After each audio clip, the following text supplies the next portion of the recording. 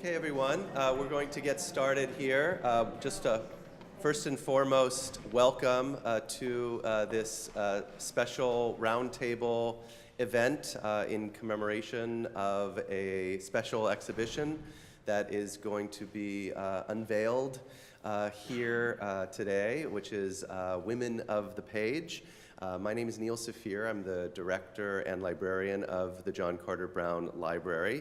And it gives me great pleasure to welcome all of you to this event because it was an event that from start to finish really grew organically out of this little cloistered community that we call the John Carter Brown Library. A couple of years ago, we had the great pleasure of welcoming Tanya Tiffany, who is the guest curator of the exhibition, for a long-term fellowship here at the library. And it was especially serendipitous, if that is a word, or there was great serendipity, that she was joined that year on her long-term fellowship by Nancy Van Duzen, who is one of the roundtable participants with Tanya today, as well as Catherine Burns, all of whom, if you worked in the early modern Spanish world of convents and cloisters, would be the rock stars of that field. And so when Tanya approached me with the possibility of putting together an exhibition on material from this collection related to the life of the cloister in the early modern Spanish world, it seemed like a particularly wonderful opportunity to showcase part of our collection that in many ways remained behind the veil, so to speak. And we really jumped on the opportunity, and the entire JCB staff really got behind this, and along with, or spearheaded really by Tanya, put this exhibition together. The event today is also sponsored by a special member of our JCB community, Jose Amor y Vasquez, otherwise known as Pepe Amor, who has generously given to this library over the years, and has a special fund related to materials of the early modern Spanish world and Spanish American world. Pepe's not with us today, but we will make sure that the video for this event gets into his hands. I also wanted to thank the staff members who worked very hard to bring this event to fruition. First and foremost, Tara Kingsley, our coordinator for academic programming and public outreach, who organized the logistics and other details for the event. Scott Elwood, our public services coordinator, for also organizing and helping to put in the exhibition. Ken Ward, our curator of Latin American books, who was in direct contact with Tanya from really the inception of the project. And Ian Graham, our associate librarian, who shepherded a lot of the exhibition from start to finish. I'm going to turn things over now to Laura Bass, who is the chair of the Hispanic Studies Department and associate professor there, and she will be our guide today as we look into the early modern cloister. So, Laura.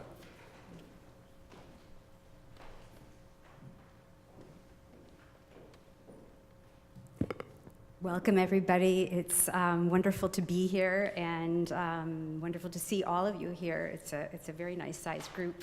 And many thanks, Neil, for inviting me to moderate this roundtable, which brings together 5 extraordinarily distinguished scholars from 3 different fields: art history, and literary studies, reflecting the productive links of interdisciplinarity that the JCB places at the core of its mission.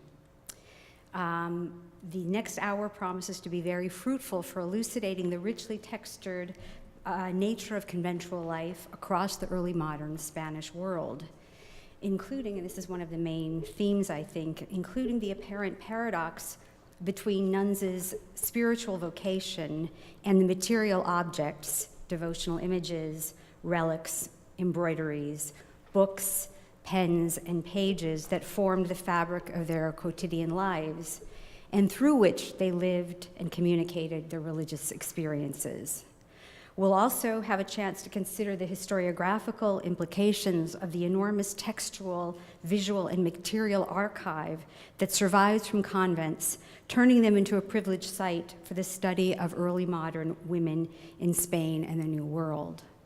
What we're going to do is, as you can probably tell, is go speaker by speaker. Each speaker will talk for about 8 to 10 minutes. I'll introduce them one by one, and then at the end we'll invite them up to the tables and open up for questions and discussion.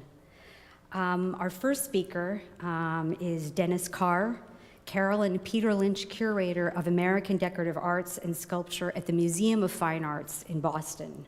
So our neighbor, very lucky to have you as a neighbor.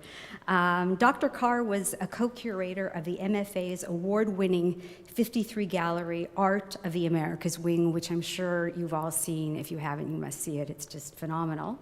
And he's been a contributing author of numerous books on decorative arts throughout the Americas, including, and these aren't all of his titles, most recently, Painting a Map of 16th Century Mexico City, Land, Writing, and Native Rule from Yale University Press, Art and Industry, Rhode Island Furniture, 1650 to 1830, also from Yale, and Made in the Americas, The New World Discovers Asia, which was published by the MFA in conjunction with the critically acclaimed exhibition Made in the Americas, The New World Discovers Asia, which he curated at the MFA in 2015.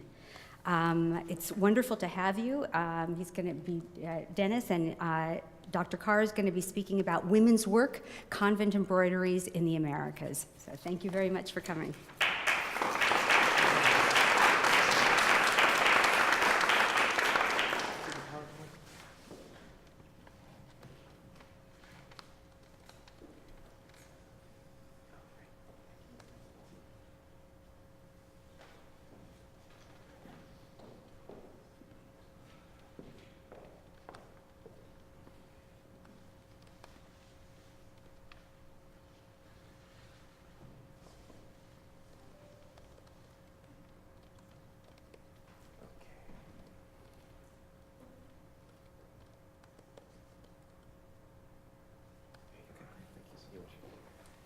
Thank you so much, Laura. Thank you, Neil, for the invitation. It's an honor to be here with all of you today to celebrate the opening of this wonderful exhibition, Women of the Page. So in going through the exhibition, I was struck by, as Laura said, the kind of paradoxical nature of convent life in the early modern world, with all of these, the kind of inward-looking nature of life within the convents, these vows of modesty and so forth. And this kind of inward-looking thing, but also at the same time that these convents were extremely connected to the global world that surrounded them and were very rich with material culture and material life. And the exhibition that I organized at the MFA, Made in the Americas, looked at the global trade networks that were developing across the Pacific and across the Atlantic in the 16th and 17th centuries, specifically looking at the influence of Asian art in the Americas during the early modern period, and this was a map that we had in the exhibition. And the convents of the Americas were very much tied into these global trading networks. They benefited greatly by the increased reach that they had throughout the world, but also in the kinds of objects that could be used within the network of convents throughout the Americas. And when you think about some of the largest convents, especially those in the big cities of the Americas, like in Lima, for example, some of these convents would take up multiple city blocks. They might have 1,000 women who were living in them. They were anything but spare. In fact, they were quite rich in their material life. And in the exhibition in Boston, we had a group of embroidered textiles, some of the finest that survive from anywhere in the colonial Americas, and I wanted to talk about that group of textiles in the few minutes that I had today. One of the ones we included was this spectacular altar frontal, which was made in the convent workshop of the Ursuline nuns of Quebec City. the Ursulines had access to some of the finest materials available, and they were importing silk thread and gold and silver-wrapped thread from France to be used in their embroideries. This is a very large piece. I don't know how many of you saw it in the exhibition, but it's quite wide. There are about 50 of these altar frontals that survive today in the Museum of the Ursuline Convent in Quebec. They have never lent this piece outside the city in 300 years. I went and negotiated with the nuns. They were very nice and were able to secure it for the exhibition.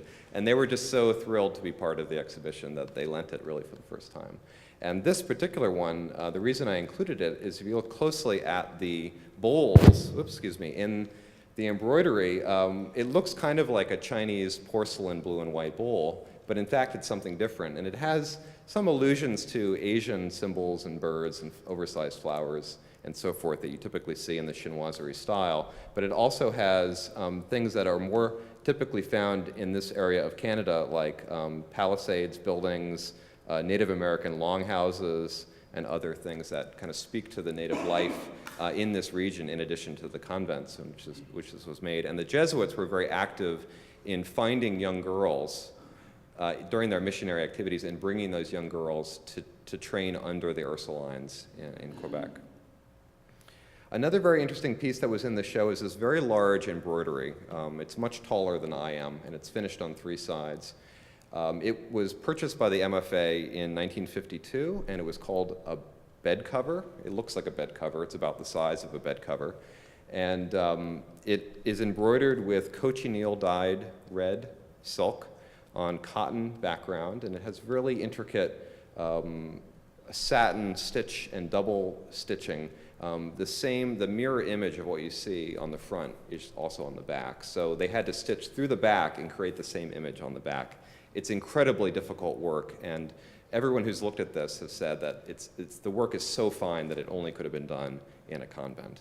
And it's probably a convent in Lima. I mean, they had a lot of time in their hands. And the workshops were really quite large and very, very sophisticated. And you can see the beautiful nature of the stitching and so forth. I'll move ahead. There's not a lot of evidence, surprisingly, for embroidery workshops in Spanish America. I mean, we have some evidence for it, but it is difficult to link individual pieces to individual workshops. But this on the screen is 2 pages from a 17th century codex that shows women embroidering in the city of Trujillo. And so on the image on the left shows women probably embroidering an altar frontal, given the size and scale of it. And on the right side, we see a woman working on a loom, but creating the fringe and tassels that would have been on a textile, probably very similar to the one that we had in the show. And in 2012, the matching headpiece to our textile appeared on the market. We didn't know it existed. We didn't know there was a second piece, and here it is. And originally, it went to the Metropolitan Museum. My good colleague from the Met is here.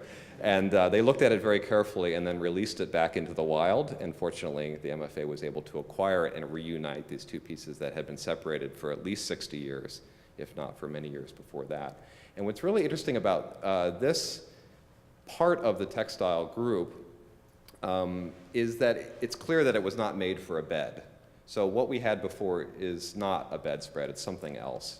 And what we think it is some kind of hanging that would have hung off a balcony, probably in Lima, and I'm going to get to that in a second. And you can notice there's this open area in the center of the embroidery where it's completely blank.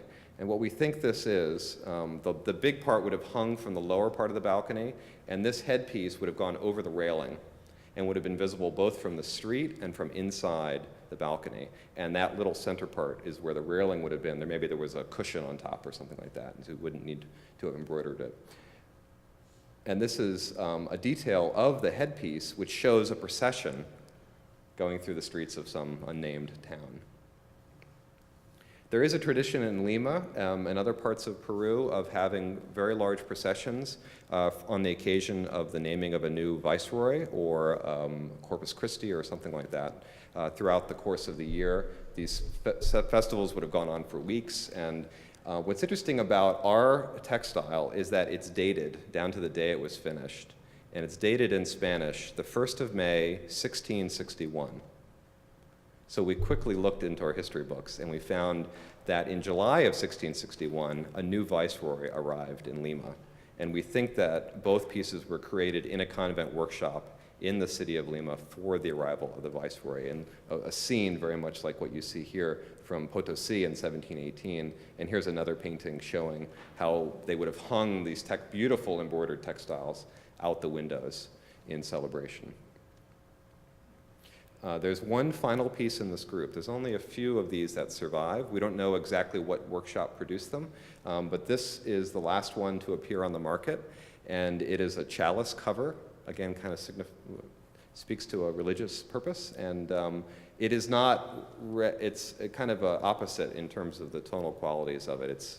There's a lot more red in this one, which is more similar to what you see in the Trujillo manuscript.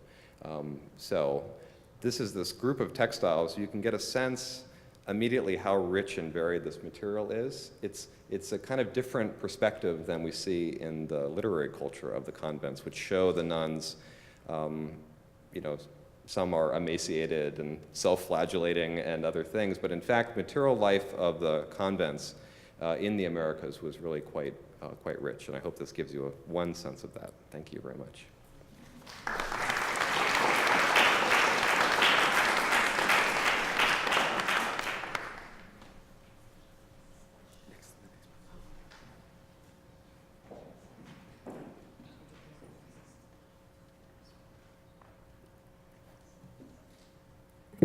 So our next speaker is our curator, Tanya Tiffany, who is, let's see, I have the wrong page in front of me. Let's see.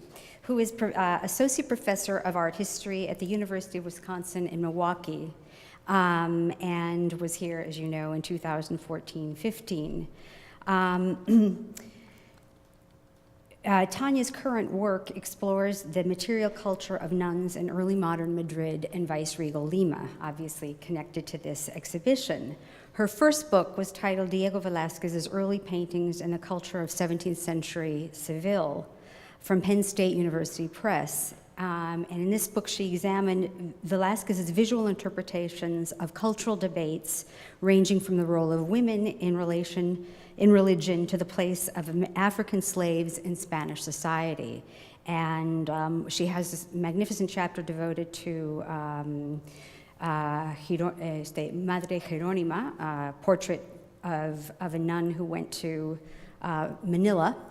And that's really the seed of her current work.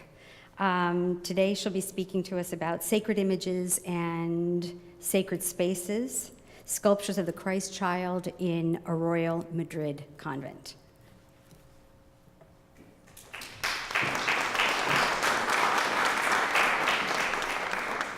Thank you so much. So I will give sort of more extensive thanks to the JCB when I do the tour later. But for now, I just want to say that it's such an honor to be part of such a group of sort of wonderful scholars in this roundtable. So as Laura said, today I'm going to focus on a woman who is the subject of one of the books in the show, and this is a woman on whom Rhonda Castle has also written, so I'm looking forward to talking about that. And this is Margarita de la Cruz, who's particularly fascinating because she was not only a nun, but also a member of the Spanish royal family. After refusing marriage to her uncle, the aging King Philip II, she took vows in Madrid's Descalzas Reales, a convent of poor Clares, or female Franciscans, from the highest ranks of society. Given her rejection of matrimony and childbearing, it is particularly striking that she focused her devotion upon the Holy Infant, perhaps in compensation for her worldly renunciation. Central to her religious practice were polychrome sculptures of the child, which she, like many nuns, employed in rituals both pious and maternal.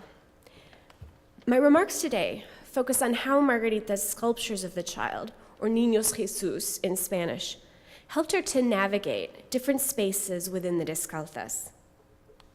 Her practice is textually mapped in the hagiographical biography, or the Vida, that was first published in 1636, 3 years after her death, and on the screen is the JCB version from 1762. For all its idealization, the Vida builds upon the portraits of Margarita's religiosity, provided in her own spiritual exercises, which are on the right, and surviving letters. It also describes the functions of various spaces that she occupied inside the convent. Today I want to use the map provided by the Vida, which I'll compare with literal maps of the Descalzas, to show how the Niños transformed and were transformed by their locations within convent walls. In keeping with Franciscan traditions and women's spirituality, Niños Jesús were incorporated into religious practice at the Descalzas from the time of its foundation in 1559. Dozens of early modern examples are still in the convent, surely some of them acquired by Margarita. They include images produced in Spain, across Europe, and in Spanish colonies worldwide. And on the screen, I'm showing slightly later examples. Most are painted in lifelike polychrome, and their devotional efficacy is enhanced by their resemblance to real children. In height, they range from around 70 meters, the size of a young toddler, to just 5 centimeters. Because of the sculpture's small size, nuns could hold them, kiss their cheeks, caress their heads, almost as if they were living babies. According to the Vida, Margarita had a niño wherever she went in the convent, and always carried one in particular on her breast. This was a tiny niño, which she called el esposo, or the bridegroom, in reference to Christ's dual status as spouse and child. And this image has traditionally been associated with el esposo, but I think el esposo may actually have been smaller so that it was especially portable. Like women across the Spanish world, Margarita transported niños throughout the cloister, setting them on pedestals, changing their clothes, which she and the other nuns would have embroidered, and laying them in cradles. For Margarita, the practice of placing niños in cradles reinforced the resemblance between real children and the child Christ. Margarita found reflections of the Holy Infant in her Habsburg nieces and nephews. 3 of them are on the screen. Children who often resided in the royal apartments adjacent to the Descalzas enclosure. And so here is the area that scholars have identified as the royal apartments, which regularly housed Habsburg women and children. And as you can see, they're part of the convent complex, but they're also at least technically separate from the enclosure. In a letter to Philip III, Margarita just described rocking the future Philip IV, who's the little boy on the screen, in his cradle in the royal apartments. This statement is intriguing because the apartment's decoration highlighted traditional comparisons between royal children and Christ. The apartment's main room, the Hall of Kings, was adorned, and still is, with Habsburg portraits, which included images depicting Spanish princes with the attributes of Christ himself. Also displayed would have been images that represented Christ dressed as a child of the Spanish court, works that emphasized the monarchy's favored place in the kingdom of heaven. And this painting in particular exemplifies the association between Habsburg children and Christ. It's generally identified as the child Christ dressed as a Spanish prince. But I've been able to identify it more specifically as the future Holy Roman Emperor Ferdinand IV. And you can see that more clearly in the detail here.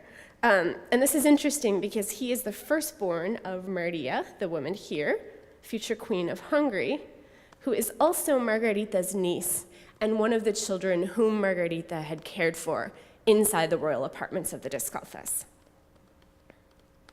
Indeed, the precise roles played by Margarita's niños depended upon where she used them. As explained in the Vida, she regularly took her meals in a private room where another nun served her as she dined in the company of a Niño Jesús, whose feet she kissed and to whom she devoutly gave thanks. And this room might have been near what scholars generally identify as Margarita's private oratory, which is a room that she filled with Niños Jesús.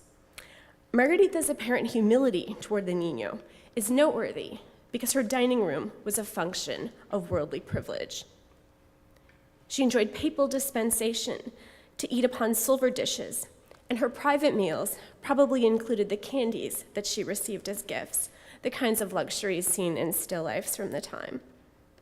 Yet the Niño supposedly raised her thoughts from such material considerations and helped transform her dining room into a site of pious sociability. By the Vida's account, she would remain at table with the Niño, some of the nuns would come, and she would converse with them in a spirit of holy recreation, appropriate to her status as a royal and religious exemplar. Sculptures of the child also informed Margarita's rituals inside the Descalzas reliquary. The Vida describes seeing her one Christmas morning through the reliquary window, and the window is right where the arrow is there, where she received communion. Spiritually elevated, she took her Niño, El Esposo, from her breast and began to adore it. Significantly, it was through that same window that Margarita held audiences with courtiers and ambassadors, a duty that she reportedly deemed contrary to her religious calling. Seated inside the reliquary, and perhaps with a Niño inside her habit, Margarita would have borne the burden of those worldly audiences while remaining enclosed within a sacred space. As stated in the Vida, she found spiritual consolation inside the reliquary, where she paid tribute to the infant Christ against a backdrop of material splendor appropriate for receiving illustrious visitors to the Madrid court. According to the Vida, however, Margarita eventually came to perceive her practice of sumptuously adorning Niños Jesus, especially those designated for her private devotion, as conflicting with her vow of poverty. She therefore moved the sculptures from rooms reserved for her private use, spaces such as her oratory, to the Descalzas sacristy and reliquary, and that she moved the objects from semi-private quarters to the reliquary, I think speaks to the function of the reliquary. Although Margarita prayed there, it was not a room designated specifically for her use.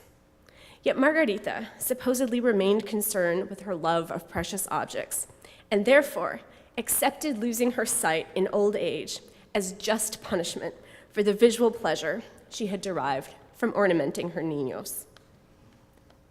As a royal woman in a convent of extraordinary riches, Margarita was hardly representative of nuns across the Spanish world.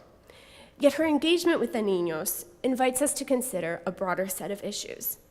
To what extent did rituals focus on the child Christ help women to compensate for having renounced motherhood? Precisely how did the image's visual and material qualities, their naturalism, tactility, and adornments, inform their ability to inspire devotion? How are images regarded differently in rich convents and in poor convents with few material possessions? How did religious images in general serve to articulate the functions of different spaces inside convents? I look forward to discussing these issues during the Q&A. Thank you very much.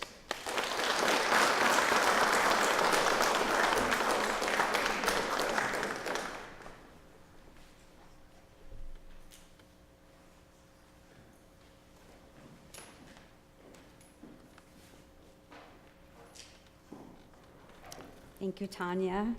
Our next speaker is Rhonda Castle, who is curator of Latin American art in the American wing at the Metropolitan Museum of Art, where she's overseeing the growth of a new collection and the organization of related exhibitions. I have it on here. I had it as Rhonda originally. I'm sorry. It doesn't matter. Sorry. Anyway, I'm sorry. You okay? Oh, yeah. Okay. Dr. Castle is a specialist in the art of Spain and Spanish America, and she is the author of numerous books and articles, including Sacred Spain, Art and Belief in the Spanish World, which accompanied a groundbreaking exhibition she curated at the Indianapolis Museum of Art in 2009. More recently, she published The Making of Hispano-Flemish Style, Art, Commerce, and Politics in 15th Century Castile. Today, she'll speak to us about Sor Maria Ignacia de Aslor and the Virgin of El Pilar. Thank you.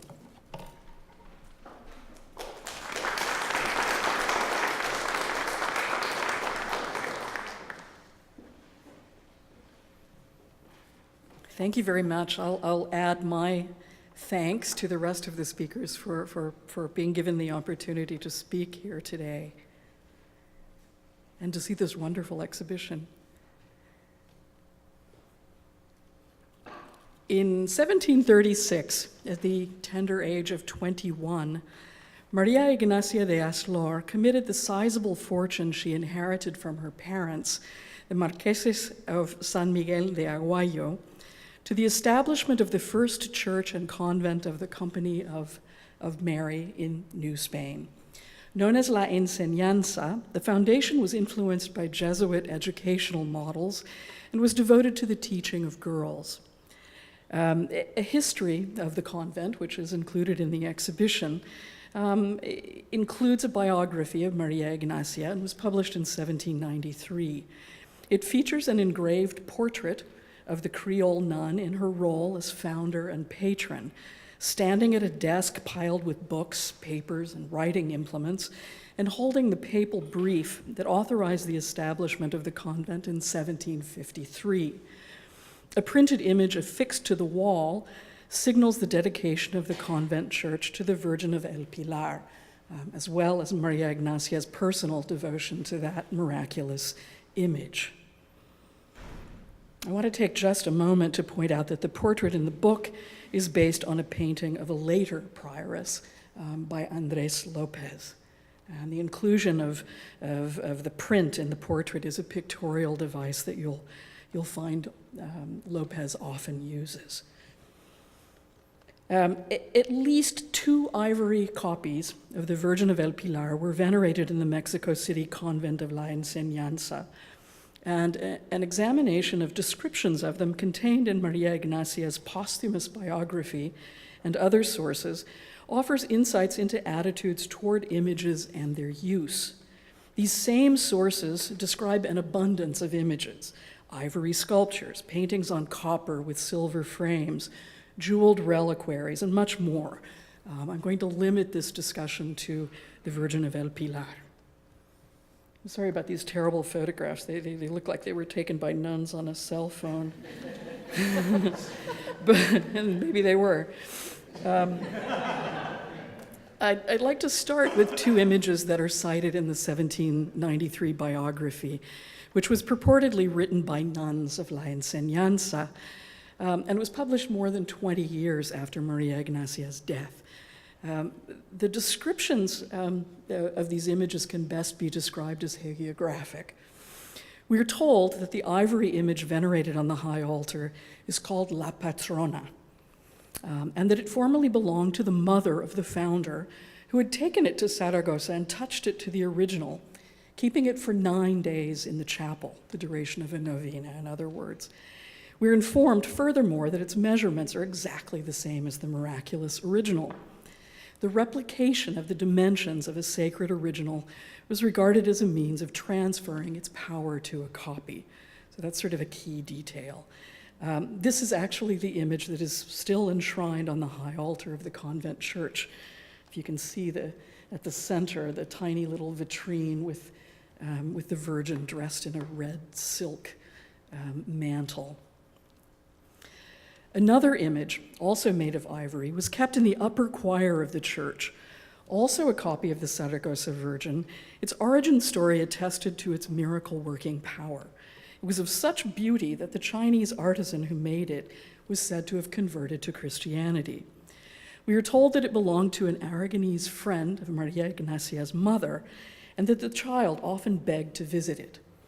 The owner promised to leave it to her on her death, but her widowed husband kept it for himself and refused the nuns' offers to buy it or trade for it. They wanted to trade another image of the Virgin of El Pilar for the one they thought more valuable. Instead, he took it to Seville, where he meant to install it in his own chapel. His punishment was not long delayed. He promptly went mad and died, though he recovered his senses just long enough to leave the image to the nuns in his will. The Virgin was returned to Mexico in 1763 and carried in procession to the church. This story must have had some currency among the nuns, and it must have been at least partly invented by them. It was alluded to by Luis de Torres in the sermon he preached at Maria Ignacia's funeral in 1767. And he referred to it, quote, as a very beautiful image of the Virgin of El Pilar, which came from Spain in a strange way, and whose story is preserved by the nuns. I'm going to go out on a limb here and suggest that the Virgin did not cause a Chinese craftsman to convert or make a Spanish nobleman go mad. Miraculous origin stories like this one are quite common and serve to legitimize or promote the devotion to particular images. The claims that I find more plausible and propose to consider further are those that insist on Maria Ignacia's personal attachment to specific images of the Virgin of El Pilar, at least one of which survives. This devotion, this is a devotion she appears to inherited from her father's family. The Aslors were Aragonese nobility. Fortunately, there are some primary sources to consider, namely her testament, which is dated 1736, and the renunciation of her property from 1745, when she professed as a nun. More great photographs here. I'm juxtaposing the before and after portraits, if you will.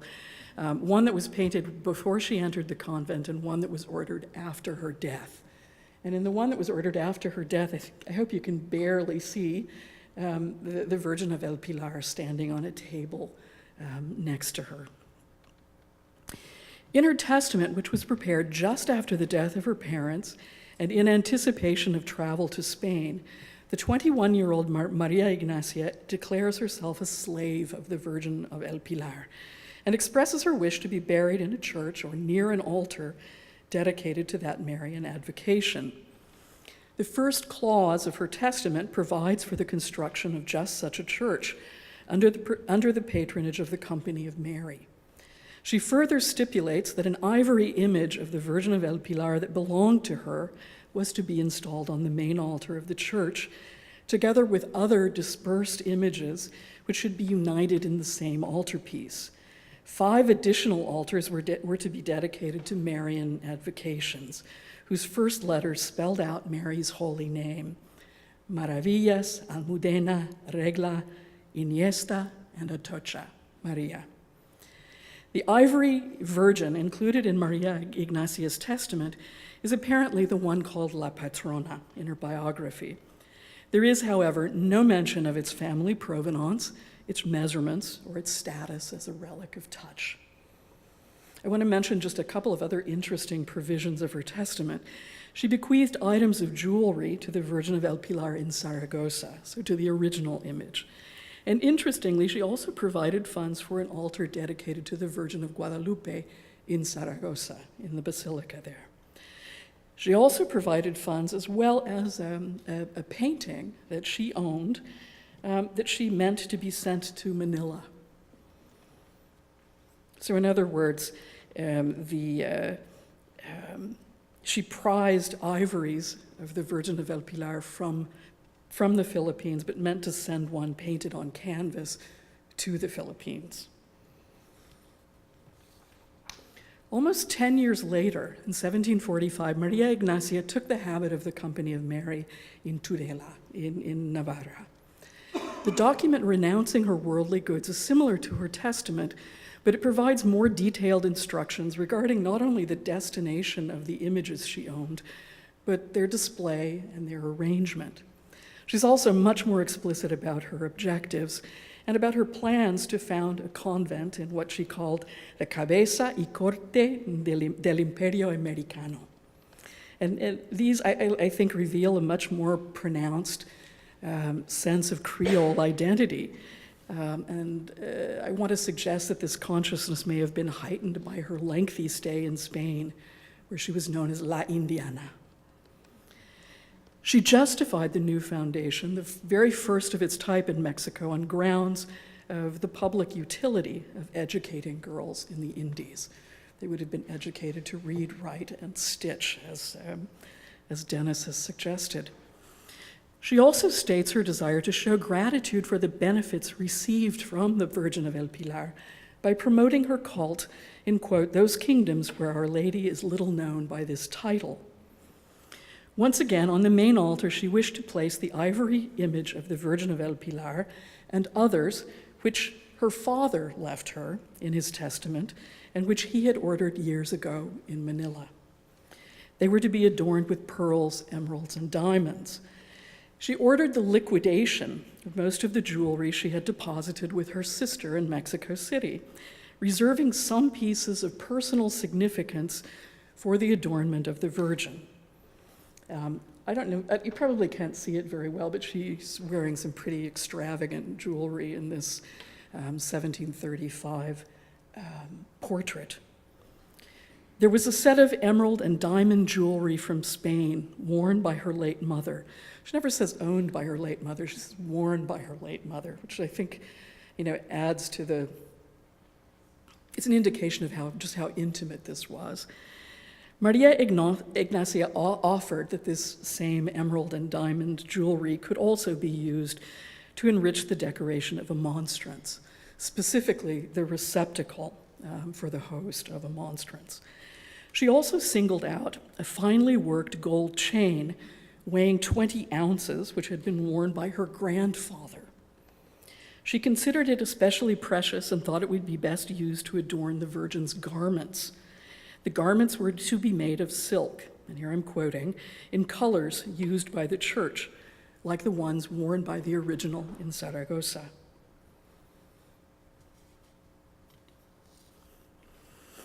This is a bit of a postscript. I'm showing you a painting on copper of the appearance of the Virgin of El Pilar to St. James, which was made in Mexico City in 1773 by Nicolas Enriquez for a man named Juan Bautista de Echeverria, who was a Basque merchant resident in Mexico City. Echeverria was from the Baztan Valley of Navarra, as were all but two of the founding members of the convent of La Enseñanza. One of them, Maria Esteban de Echeverria, who was Maria Ignacia's successor as the prioress, was a relative of his. And I just want to point out an iconographic anomaly in this little painting. There is actually a woman included among Santiago's companions, among the so-called 7 converts of Saragossa. I'm not suggesting that this is Maria Ignacia or even Maria Esteban, but it's a very interesting detail given the owner's connection to this convent. So finally, I want to close with a few observations. I'm going to stop short of calling them conclusions. I think that case studies like this one can lead us to a better understanding of the diffusion of regional and national and familial devotions in Spanish America and beyond. They highlight the intimacy of interaction with images, which are dressed and enshrined and adorned with precious jewels that were once owned by loved ones. Finally, the case of Maria Ignacia highlights not just the spread of devotions, but the actual mobility of images. Ivories exported from the Philippines to New Spain, sent from there to Spain and back again. Images bought, sold, traded, inherited, copied, sanctified by similitude and contact, and also by miracle stories like the ones that you'll find in many of the books exhibited here. Thank you very much.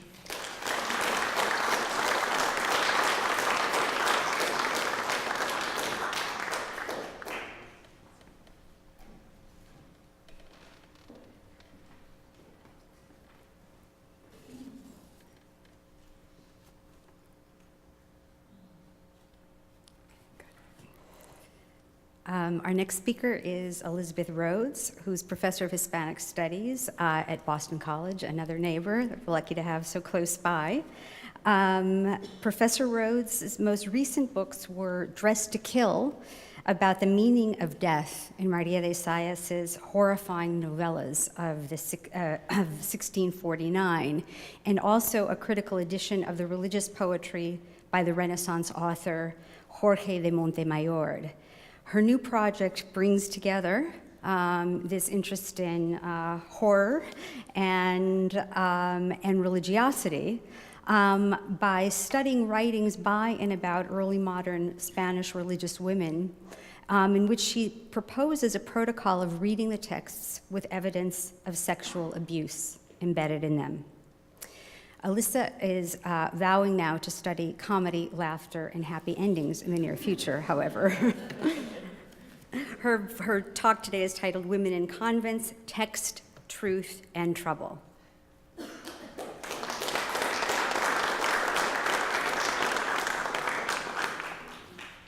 Thank you, Neil and Laura and Tanya. It's good to be back at Brown. My objective today is to tweak your brains a little bit about how we think about nuns. In 1987, the well-known medievalist Caroline Bynum published her theory about late medieval women's piety. This theory has since become the standard that we use to interpret female Catholic spirituality at large. To understand this, you need to know that Christian rituals, this is a very basic concept, but I thought I might review it anyway, which is the host, or the Eucharist, is the consecrated piece of compressed bread believed to be the body of Christ. Believers eat this wafer when they take communion. You can buy these at almi.com, who have been outfitters to the church, as you can see, since 1892. You can also get them on Amazon. There we go. There we go. It's not quite self-serve salvation, but almost, right?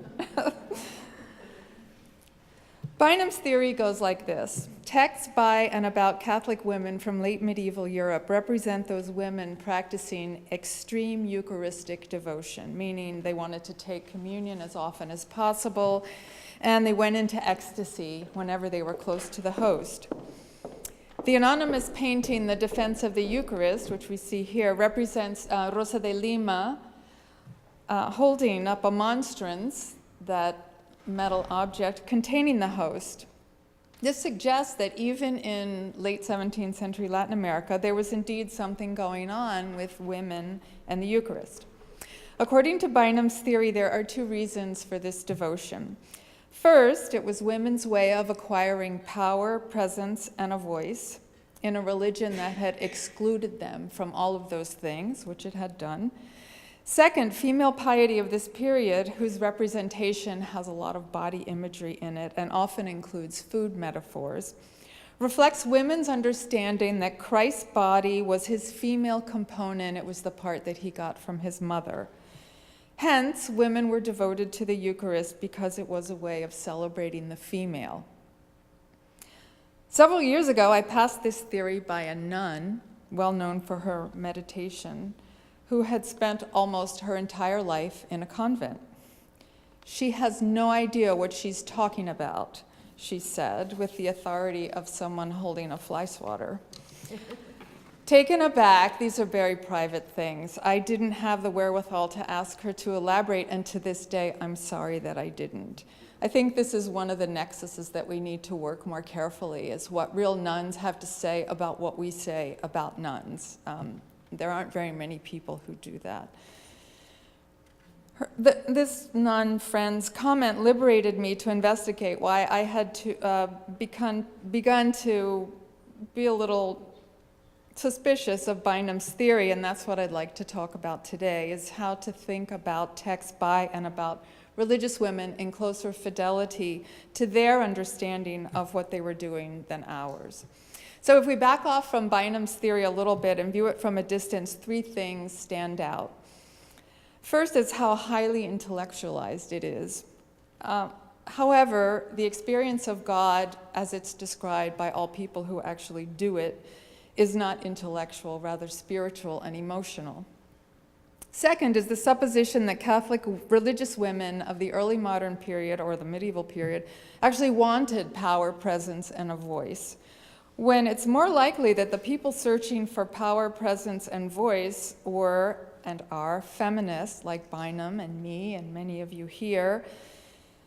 Early modern practitioners of advanced spirituality were all about God, not themselves. I had to think about that, though. There's a comment by Teresa of Avila over there when she saw her portrait, and she fussed about how it made her look old and fat. So I may have to rethink that comment.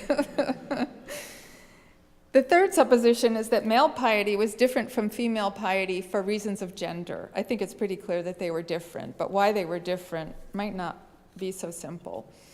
This is a vexed supposition because research on the real lives of religious men, particularly men who lived in monasteries, is decades behind research on female religious. This is largely because feminist scholars have long been combing archives for representations by and about women, not men. Under the gender rubric comes the notion that the Eucharist was food and women were the ones responsible for food production, purchase, and delivery. This is remarkable since it was Jesus who started the whole Eucharist thing in the first place. For the food connection with women to be correct, it needs to be true that women did indeed manage food. But who did the food shopping and preparation in early modern Europe? You can bet that those wealthy ladies in the Lima convents did not do the cooking and the cleaning. Certainly in Spain, the answer was servants, in the case of anyone who could afford that arrangement, and that would include nuns. And while poor Catholics often dictated religious texts, servants did not. Only recently have scholars begun to research the food habits of early modern Europeans, and there's a book in the exhibit that's about that. In monasteries, which were either male or female, unlike the Middle Ages when they were mixed, women handled the food in female institutions, but in male institutions, men did. So food wasn't necessarily associated only with female culture. Finally, the now common practice of applying Bynum's theory of Catholic female piety to all times and places, when her primary texts were from the late Middle Ages, she was very careful about that, is tricky. Medieval Europe consisted of a group of kingdoms unified by Catholicism. This is the Holy Roman Empire. And in this context, the Eucharist basically meant the same thing everywhere. But in 16th century Europe, which we see here with its religious divisions clearly marked, those kingdoms were not united anymore, and they were splitting apart over differences that had a lot to do with religion. So in Reformation Europe, the act of communion and consumption of the host had a political valence that was extremely important. By 1517, Eucharistic piety was an act of patriotism for Spaniards, a sacrament of identity and distinction from not only the Protestants, but also the Jews, the Arabs, and the Moors. When thinking about Eucharistic piety, we have to think about more than who was handling the food, and we have to think carefully. The people who produced the texts in our exhibit were still deeply and particularly invested in Catholicism, and their belief system drove them to do things whose comprehension is now lost to us, certainly to me. For one thing, food was one of several instruments used for spiritual exercise. How, when, and what you ate determined what kind of spiritual life you had, and so where your soul was going after you died. One reason why there's still a lot of rethinking to do about Hispanic religious women is that interest in them is relatively recent. The secular male artistic canon has been around for centuries, but scholarly interest in women didn't really get going until modern feminism took off. The reason why religious women became important to feminists is not because feminists were interested in religion. It's because certainly in this case of Spain and Latin America, there are many more texts by and about religious women than about secular women. Another reason is that in 1903, an amazing gentleman scholar, Manuel Serrano y Sanz, published the first comprehensive anthology of writings by Spanish women that included many religious texts, a veritable gold mine and still the premier book of its kind. It's largely because of Serrano y Sanz that feminist scholars got interested in female religious, because we really didn't know they were there.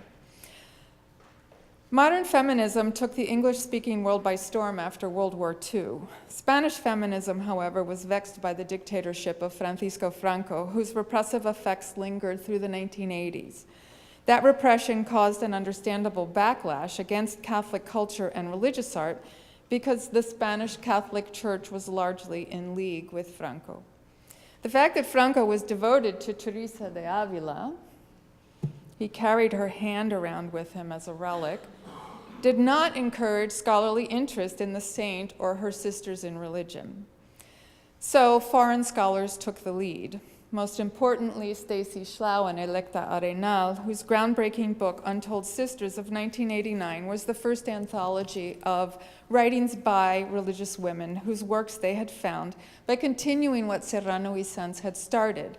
They went into convents, they talked to the nuns, and they worked in their archives. How to understand pre-modern religious women continues to be a challenge. Sor Juana Inés de la Cruz was a nun, but she was more invested in intellectual pursuits than God for God's sake. This is handy because most female scholars share that interest today, so the fit is good. However, we've tended to let women who had religious vocations, not intellectual ambitions, fall under the mantle of how we read Sor Juana, when it's not at all clear that they were after the same thing. Devout Catholic women were after many things. The most obvious reason why women entered convents was a religious vocation. They wanted to devote themselves to God. This in itself is a little weird for us today. Whether this was the reason why the majority of women embraced religion or not remains to be researched. Others entered for the reason Sor Juana did. The convent offered room, board, safety, and a relatively quiet space with some free time. That was important.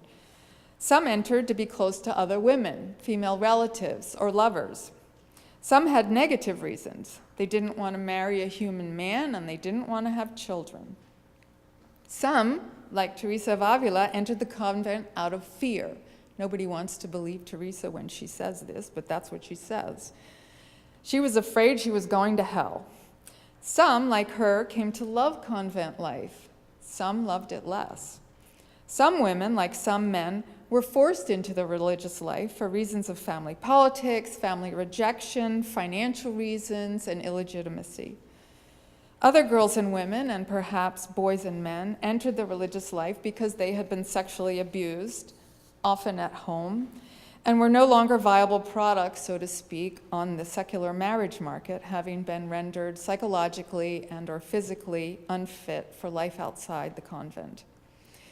The women religious whose texts have survived, so those over there, are apologists for the Catholic Church as it was configured in the early modern Spanish and Latin American world. That means conservative.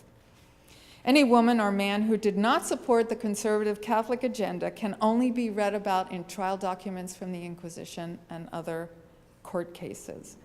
The women religious we read, so all of them, or read about today, certainly in published books, all lived and are worked in ways acceptable to the men through whose hands their lives and texts inevitably passed. Either they passed the patriarchy test or they disappeared. As we consider the works by and about women whose religious vocation and spiritual aspirations were authentic and sincere, it's very important to legitimize what they were seeking. All evidence suggests it was not power, it was not a voice of their own, because the very notion of selfhood itself was still developing in early modern Europe, and religious women's culture and Catholicism moved these women in exactly the opposite direction. Saint Teresa, for example, stated flat out that her objective in entering the convent was to save her soul. This is also very hard for us to understand. She found God not on the path to selfhood, but rather on the path of self-denial in the service of union with God, working with and through the divinity. In short, God was the subject and the desired subject of religious literature by and about women with sincere religious vocations in the early modern Hispanic world.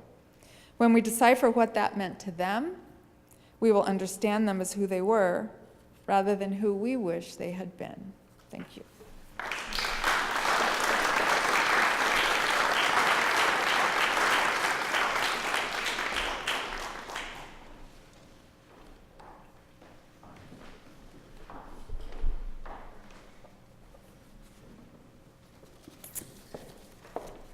Last but not at all least is Nancy Van Dusen, who is a professor in the Department of History at Queen's University and a good friend of the library. She's held a long-term fellowship at least twice, and most recently, as Neil said, along with Tanya 2 years ago. Nancy's work focuses on histories of slavery in the Iberian world and gender relations and female Catholic spirituality in colonial Peru. Her several books include Between the Sacred and the Worldly, the Institutional and Cultural Practices of Recogimiento, published by Stanford University Press, Global Indios, the Indigenous Struggle for Justice in 16th Century Spain, from Duke University Press, and Embodying the Sacred, Women Mystics in 17th Century Lima, which will be forthcoming at the end of this year by Duke. Nancy, it's wonderful to see you again, and we're looking forward to hearing your talk on spiritual literacies.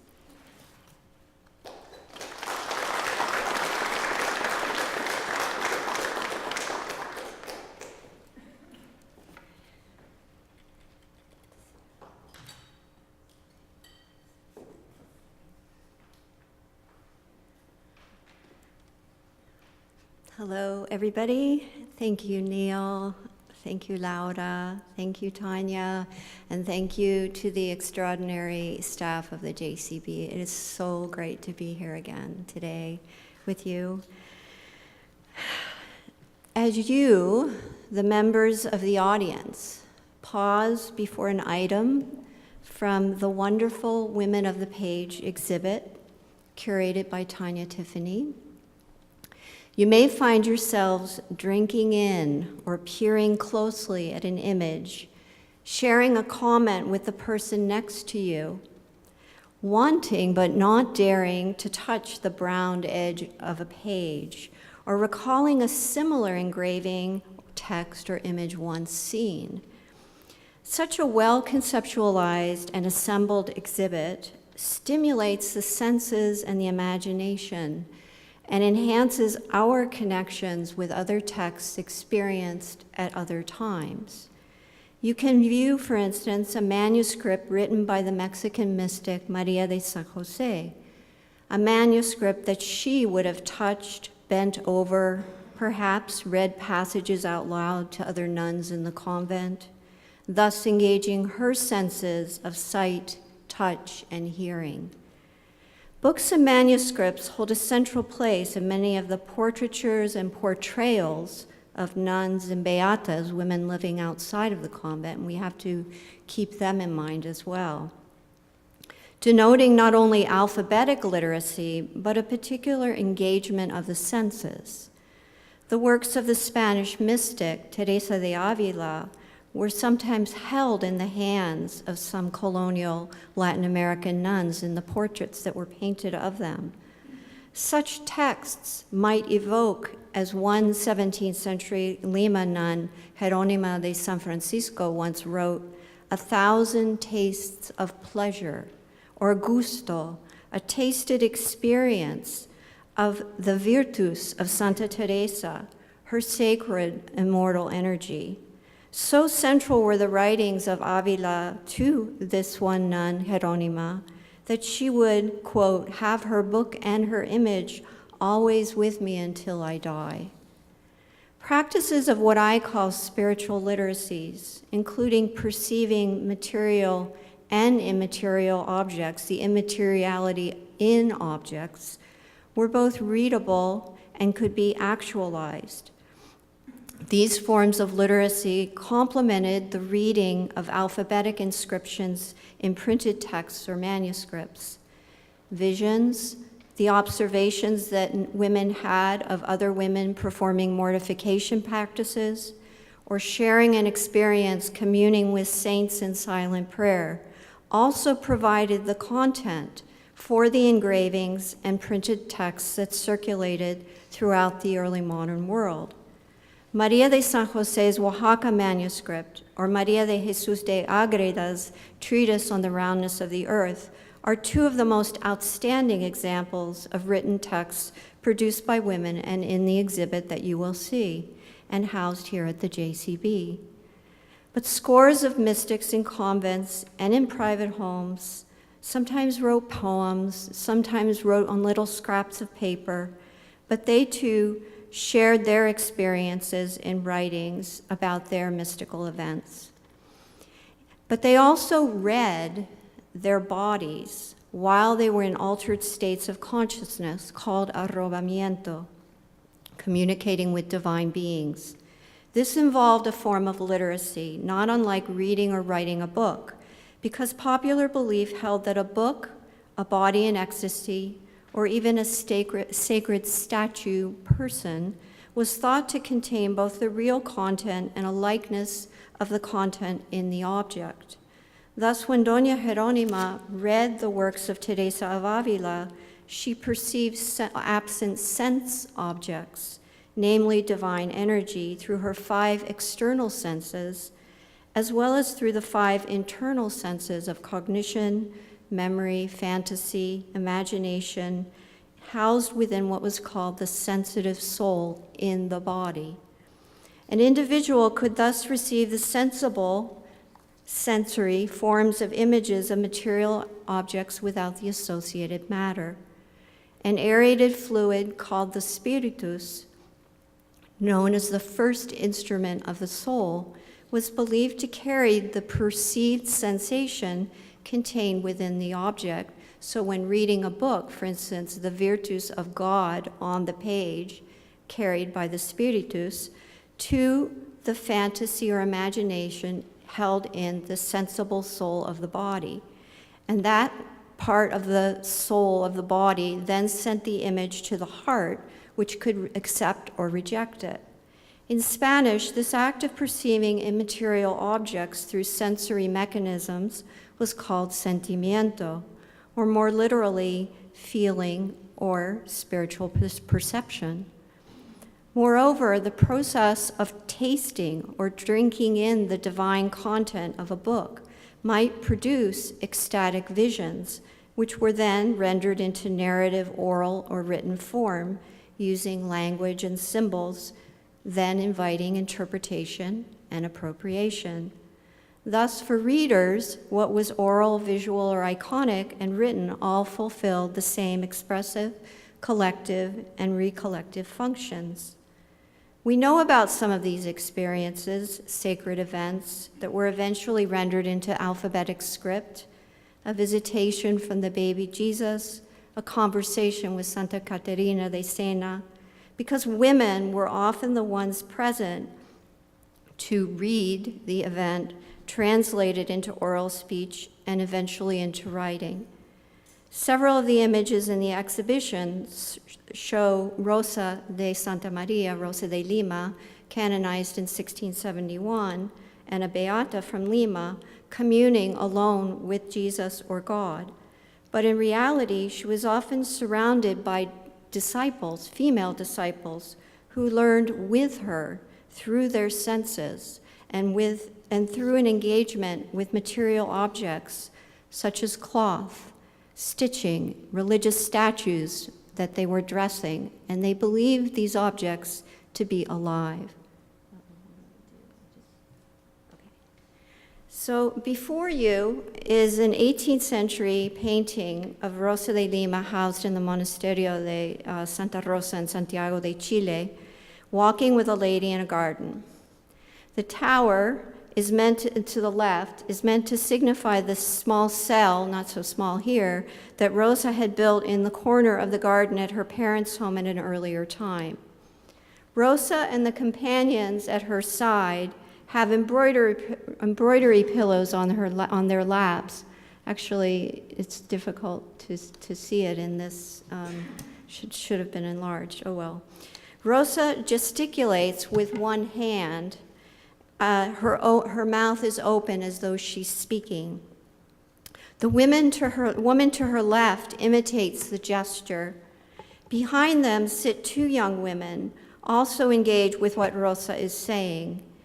In the 2 scenes of garden and room, we see evidence of Rosa and her female companions engaged in the art of imitatio morum, learning from and imitating a wise elder's behavior. we see female communion, learning through speech and action, and sharing the wonders of God, all expressions of spiritual literacy.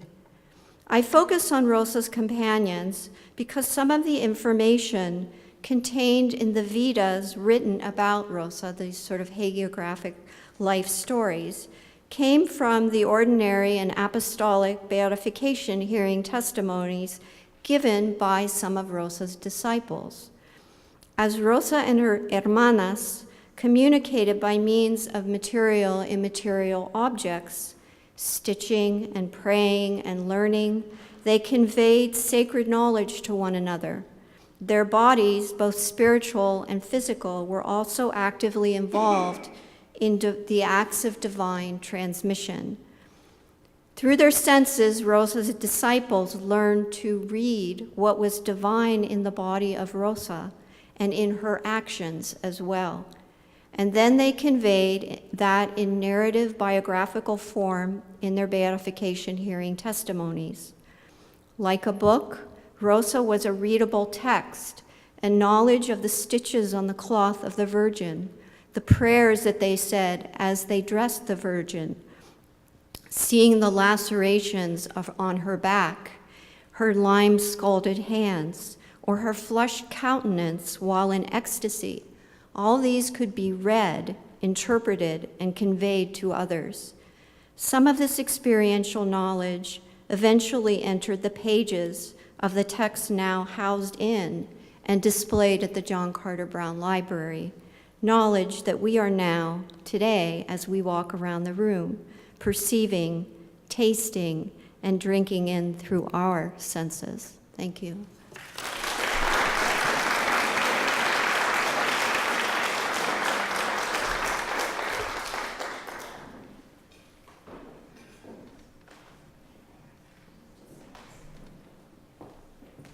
Thanks to all of our speakers who'd like to invite up to the table for questions from the audience.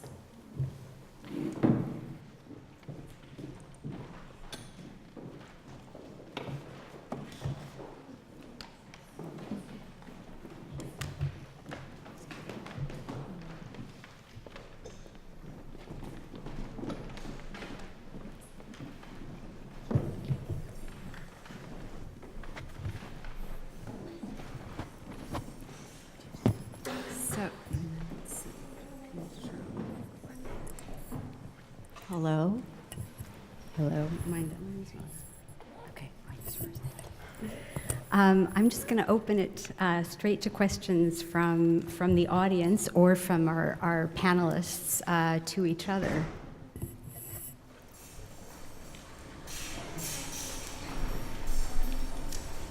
Yes, please. Thank you, everybody. This was really fascinating. All. My question is for Rhonda about what happened to the people of the enseñanza after Maria Ignacia died. So she dies in 1767, is that right? Yes. And this is the year the Jesuits are expelled. Mm-hmm. Are they able to stay? Why? Why not? And how is their practice affected after this? They did stay, and in fact the convent thrived in the 1770s, especially. That was when the church was actually built.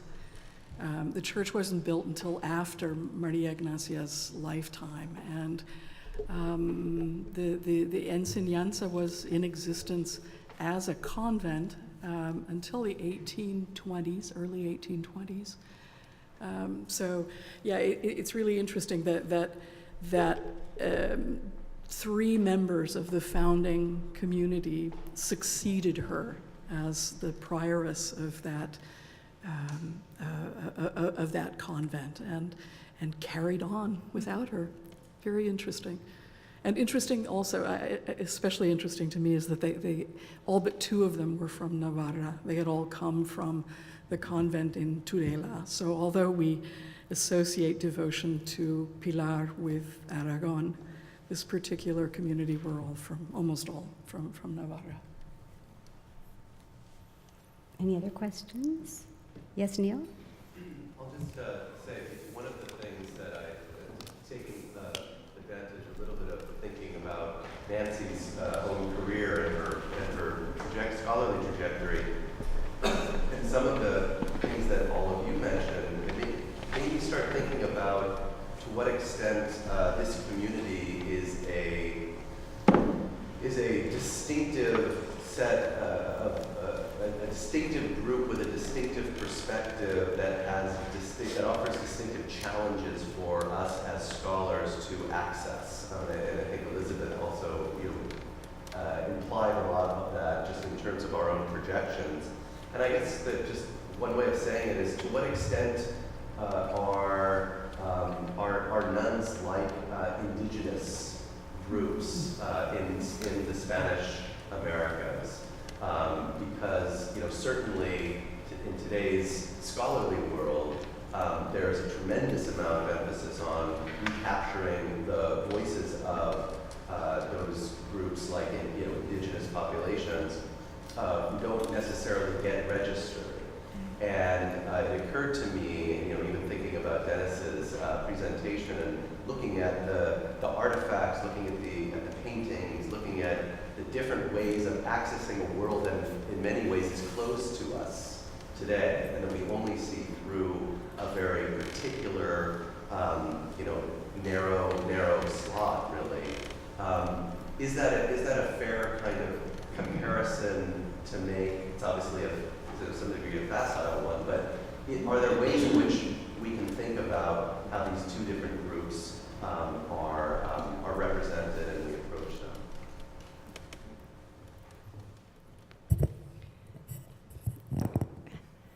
Thank you for the question, Neil. I think that in both fields, that a particular sensitivity to how we read different texts, how we are much more interdisciplinary, and we approach material artifacts, landscapes, and a landscape in a convent could be the convent's interior, their architecture. All of these things that provide evidence for us that because there are only a certain number of texts available, some of them are highly stylized. And it's in that stylization where you can also do a lot of exploration. So I personally have worked in both fields, and I worked on nuns, and then I translated a diary of a religious servant who was of African heritage, and then I worked on indigenous slavery. It's very difficult to work on indigenous slavery, so I put that aside for a year, and then I just went back to working on female expressions of spirituality, and I had a far deeper appreciation of those texts as a result of years of learning, but also what I had learned by thinking about indigenous slaves in particular, who really don't have much of a voice. So. Sure. I think it's a great analogy. Whether it's exact or not really doesn't matter, because it helps us think about the hurdles we need to get over to be fair, I guess I'd say. A couple examples come to mind. The word yerba is used almost always when religious people talk about what they eat. And scholars, everyone that I know of, has translated that as herbs. But in fact, it means vegetables. So they were having a vegetarian diet that was not, they weren't going out and eating rosemary all day. Their diet was substantial. And similarly, when they say desnudo or desnuda, it doesn't mean with no clothes on. And when they say I was fasting, it doesn't mean I wasn't eating nothing. I was eating something, just less than what most people eat. And if you just start with the vocabulary, I think that's a nice analogy with the indigenous situation, where we really have to explore. I think exploring what they're saying opens up a whole new understanding of what they were really doing. So they might have been rolling in the thistles for disciplinary purposes, but they were going home and eating vegetables, not rosemary. One of the things that interested me the most about the textiles is that we see in certain examples evidence of indigenous presence that would otherwise not be registered in the records of the convent or so forth. So in the case of the Ursulines in Quebec, we know that the Jesuits were bringing young girls from Native American communities to the convent to be trained partly in embroidery, and some of those native images show up in at least the piece that I showed and other pieces that survive. And then in the second example that I showed, there's the presence of indigenous visual language. So when the horses are trotting across the streets, there are sparks coming from the hooves of the horses. And when we showed the textile to Tom Cummins at Harvard, he said, "Oh, I know what that is. That's yapa." I'm like, "What's yapa?" He said, "Well, that's the indigenous word for lightning that in this case referred to the sparks that would fly off the horse's hooves, the Spanish horse's hooves." So, why would an image like that appear in a convent embroidery? And I just wonder whether it was a sign of some indigenous presence in the workshops themselves. Marcy? Thanks to all of you. Something that I found to be a common thread across the presentations is materiality, and I'm asking myself how congruent they are with each other. So really this is for all of you, but the specific example that comes immediately to mind is a juxtaposition between Tanya's and Nancy's papers, because Nancy, you provide this very beautiful, precise rendition of like what sensory experience is and its relationship to spirituality. And Tanya, you offer this very concrete example of this nun set of practices around clothing these baby Jesuses. And I'm wondering if you think, like, that for Teresa, this is what she's talking about, and sort of vice versa, do they find themselves in these practices or texts? I think, I guess maybe I'll start, and then I think absolutely. I think sort of the sensory experiences that Nancy was talking about, I think are really closely related to the kind of the concrete ways that nuns engage with images. So so Margarita sort of has published her set of spiritual exercises in which you recite the Psalms, you sing hymns while you are making diapers for your baby Jesus sculpture, and she's presumably literally sewing them herself until she loses her sight. So yeah, I think I think they intersect actually in really kind of powerful ways. That kind of this specific use of a specific image and embroidering specific things, and then these kind of broader sensory engagements that Nancy's talking about. If that makes sense. I used to read texts written by women or about women and look for social relations. And then I started reading art historians. I read Rhonda Castle's and other people's work working on cloth, and some scholars who work on the senses. And I spent about 6 months reading those materials, and then I went back to the same text, and it was like a world opened up for me. So those scholars who have long worked on material culture have taught me a lot about, and also reading medieval theology and early modern theologists and the relationship, the philosophical relationship between materiality and immateriality, and that there isn't such a fine line, and how do people live with that on a day-to-day basis and in their spiritual relations to self, other, and God. So that's that was my trajectory to deepen that relationship between material and immaterial ways of seeing from a historian's point of view. I'm going to make a comparison that would horrify the people that you study and the people that I study. So I study the Quakers. It struck me two similarities between the Quakers and these Catholic women. The first is that there's this assumption often about the Society of Friends that they were aesthetically challenged, that they didn't indulge in sort of the luxuries of the world, and Quaker scholarship has proven really recently that in fact they did. And the tagline is of the best sort book lane, right? So they had the finest materials out there, they just had to maintain sort of these color boundaries or the boundaries of presentation. But the other parallel which I was really struck by is that there's this debate within Quaker scholarship right now, Quaker women's scholarship, that a lot of scholars, and this connects to Elizabeth's presentation in particular, turn to the Quakers looking for sort of these feminist mothers, right? These women who had these extraordinary experiences that most women didn't have access to.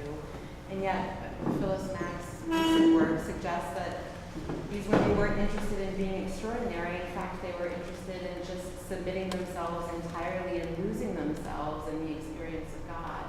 And so I guess my question is, I don't know if it's a simple one or a complicated one, but how do we navigate both of those contradictions? The first, that we have these people who spurn the material world at the exact moment that they're indulging in it, and also these women who have these unbelievably exceptional experiences who didn't want to be exceptional in any way whatsoever.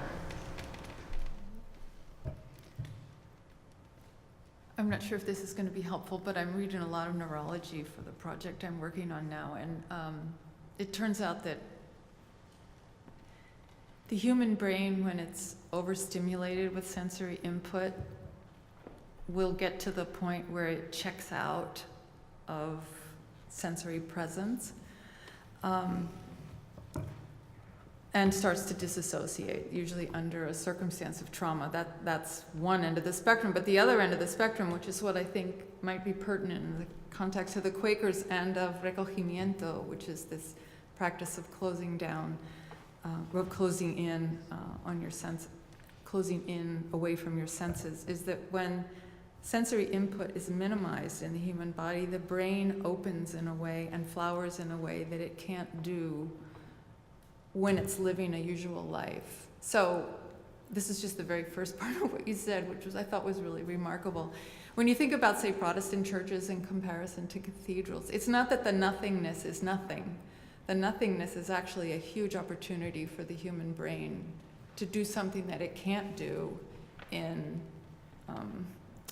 say, the cathedral in Barcelona, which is very Baroque.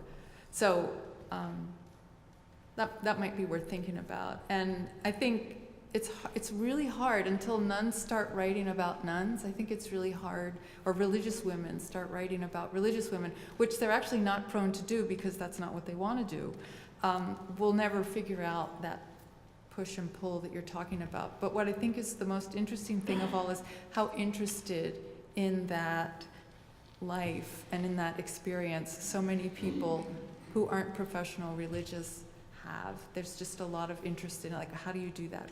How does that happen? What's actually going on there? I don't know if that's helpful, but it's a great comment. Does anyone else want to pick up that comment? Anya, did you? I mean, I think I'm really fascinated by your point, Elizabeth, about the kind of sensory overload, sort of allowing you to shut down. And this is very speculative, but I wonder if in places like the Reliquary and the Discalcus, which is, it's gilding and mirrors, sort of 3 stories high, just so much stuff and ever more elaborate stuff, jewels, all kinds of costly things. If it sort of functions in that way, that you're looking at all of these beautiful things, you're super engaged in all of these beautiful things, but then according to sources, people like Margarita, in that very space do sort of shut down. So maybe the kind of the excessive visual stimulation allows you to achieve this kind of quiet of the mind. So obviously the Quakers and Margarita would not have a lot to say to each other, but in some ways the goal would be the same, right? To achieve this kind of higher level of spiritual contemplation. It's just different means to that end. Yes. One of the questions I have, and I think this speaks to what we're talking about right now, is directing the senses in ways that direct it toward the divine and away from the demonic. So the shutting down is, or the role of continence, or the role of experiencing the senses, but experiencing the senses in a way that keeps one focused on the divine, whether that's holding the infant, the Niño, whether that's, stitching together with women. It's focusing your senses in ways that are productive in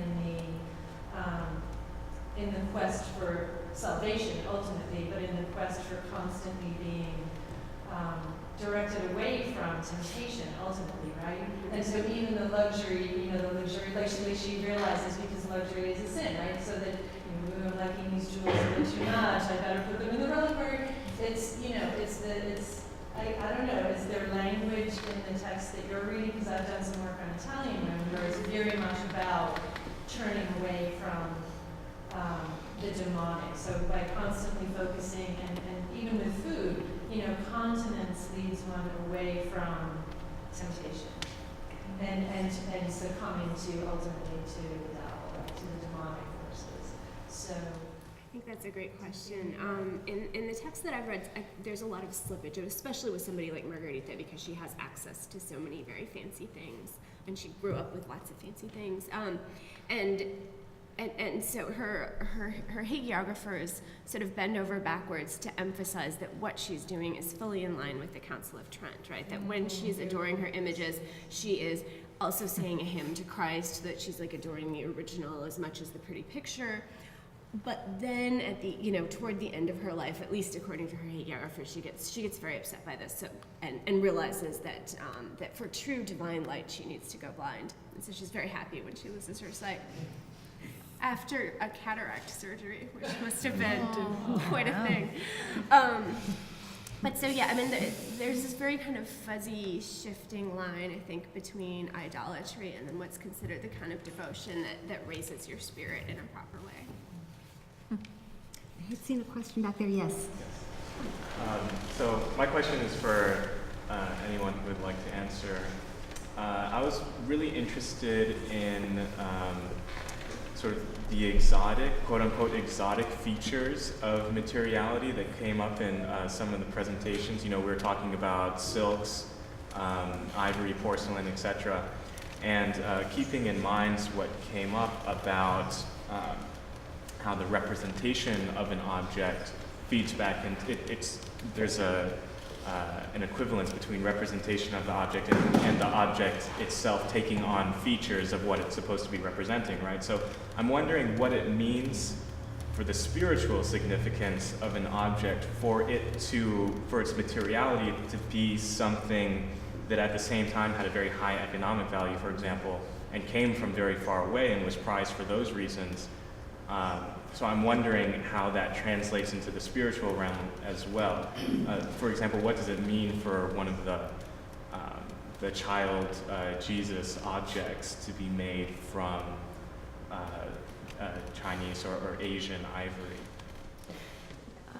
I'll just say, when I know the example of Rosa de Lima and her disciples, they would go around the city and ask the wealthy women to loan them their jewels. And then they would dress, there are different parts of the statue that they were dressing, layers of cloth. But for them, they wanted the Queen of Heaven or the saint to be dressed in the finest possible cloth, jewels, brocade, anything, because that was symbolic of the fineness of heaven. So it wasn't, so luxury had a spiritual connotation for them. That's the example that comes to mind based on what I've read. It might be helpful too to remember that this is Baroque culture. Francis of Assisi had a tin cross, and that's all he would have. That was hundreds of years before the culture we're talking about now. So I think what we see is that these currents of piety and these tendencies of even material goods in relationship to spirituality change across time, and that all of the texts that we've heard about today are Baroque, so they're very heavy materially and ornate. There's also this sense of using a precious material like ivory to embody a precious thing, Yes, like exactly. the Virgin Mary. It's really very, very common, as is the notion of adorning them with diamonds and jewels and things that are precious in terms of their inherent value, but also precious because of the personal connection they have to either the donor or to a parent, or it's something that comes up over and over again. And something I also want to mention is that there's also this element of a kind of devotion that's described as spiritual recreation, where the nuns actually, can do. I would describe it as playing with these dolls and dressing them and speaking with them and dining with them and dancing with them. And by the way, men did this too. It wasn't just women. And the interaction is very intimate. You're clothing the infant Jesus because he's cold. The descriptions of these are fascinating, or in the case of Margarita, arranging the images in her oratory, dressing them and arranging them as a kind of recreation / devotion. And sometimes when you examine these works of art, when you examine the physical thing, you find evidence of that. There's an instrument called a densitometer that people are using to examine books. Maybe you know about this. Illuminated manuscripts, so that they can see how the books have been handled.